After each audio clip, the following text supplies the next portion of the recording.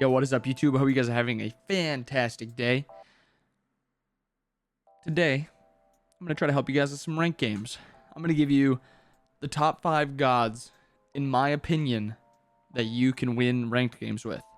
These are not necessarily the best gods in the game, but the 5 best gods to win ranked games with. I just want to jump right in, because these 5 gods, I literally hate when they're on the enemy team. I cannot stand it. But I can't ban them all, because there's other gods I hate more. Number 1, solo laner. Leave it out sometimes for guesses if you guys want to guess to yourself, or guess in the comments for the top 5. Number 1's Guan. Like, what this character does and everything about him is so broken, it blows my mind. His 3 does 20 damage per tick 10 times. This is a 200 damage ability that shreds prots. The only way to interrupt it is with a stun. It also can get its cooldown lowered by hitting your dash on an enemy or healing a teammate. 15-second cooldown. Absolutely broken ability. His 2, a dash, provides safety, provides diving, provides CC, a little bit of CC.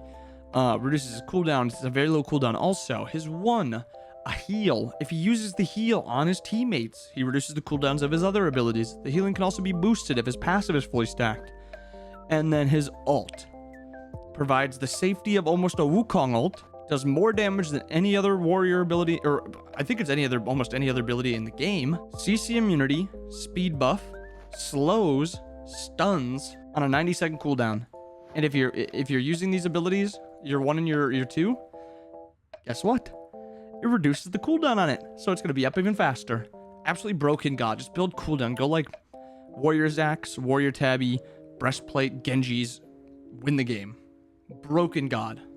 All right. So that's number 1, Guanyu. Broken. Number 2 is going to be Danzaburo. I think just the way, like, his kit might not be as broken as Guan's, but just the way he's able to push his lead and be safe and farm faster than other people and just blow people up is his biggest strength.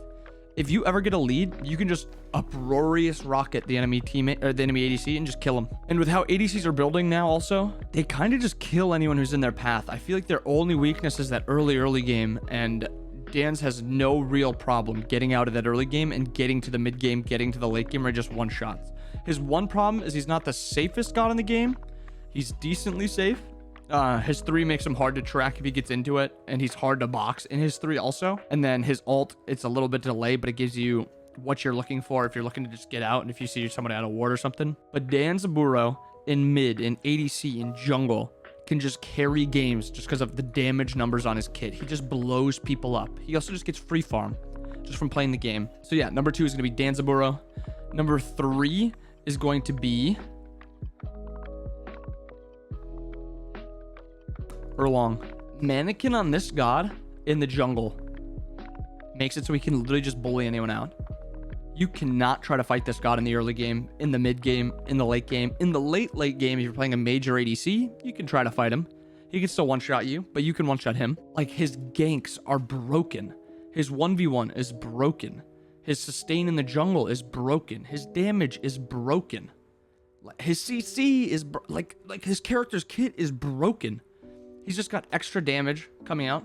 1% of the target's max health, so he kills tanks pretty easily. He just gets extra damage on his autos that reduce if this isn't being used, if you've already used it. He's got a ranged root, which is not that strong, but it also allows you to catch up to people if you're playing him in the jungle. And because you have so much movement speed, because you got speed pot and probably stone cutting, you catch people pretty easily. And then you got a turtle shield knockup.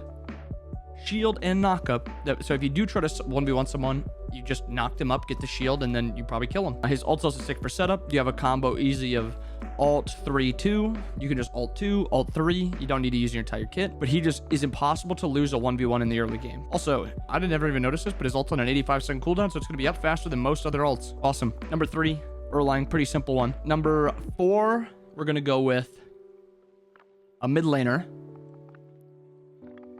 She's a monster. We're going to go with Cilla. I think Paul showed the strength of this character once you get to the mid to late game, but because of how Conduit is and the rod buff, Archmages, she basically got better at every point in the game. She now has damage early game with Conduit. She has damage mid game with Deso and Rod. or Magus Rod. And then she's got the late game one-shot potential because of her passive, Rod, and just having percent pen on her too also, and then like an ob shard. She is just killing everyone in one shot or a tank in 2 shots. This character's insane. Absolutely insane. If you can learn to play Scylla and learn to hit your abilities and learn a little bit about positioning, you can carry rank games easily. Paul said that he didn't like playing Scylla because of how bad the early game was. She doesn't have that problem anymore. She just wins. Play Scylla if you play mid. Learn Scylla. If you're worried, like if Scylla's beating you in ranked, ban Scylla because she deserves it. She's very, very strong. And then number 5, I kind of lowered him a little bit because of people just say he's hard to play. They say he's not easy. Whenever they play him, they don't do a lot. So that kind of made me want to put him a little bit lower. If you look at the other 4 guards I put, Guan's easy, Erlang's easy, Dan's is easy, Scylla's easy. However, number 5, Sett. A lot of people have said that they think he's difficult. They think he doesn't do a lot. His entire kit just makes it so he's almost un-1v1able. And combine that with Boomba's Hammer, or I don't know exactly what the Soul Laners are building. I don't know if they're building Warrior's Axe or what. But Boomba's Hammer in the jungle makes it so his abilities are almost always up. The only tip I have playing this god is make sure your 3 is off cooldown and you can use it, or you are using it before you ult. His 3, every tick of it, procs his ult, and then just spam your 1 and 2. Spam your 1 and 2 during your ult. That's how you play Sett. He ganks well, he farms well, he 1v1s pretty well. His 3 has percent physical reduction, so he's hard to 1v1 if it's a hunter or an assassin or a warrior you're fighting. He just takes less damage.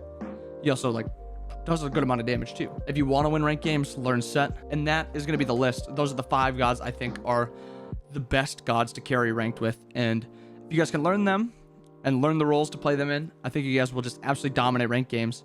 And this is at most levels. You can play these 5 gods in those 5 roles and just win. So yeah, that's the top 5 gods to win ranked games. Thank you guys for watching. Hope you guys liked it. If you did enjoy it, leave a like, subscribe. If you've got any other gods you think deserve to be on this list, leave a comment.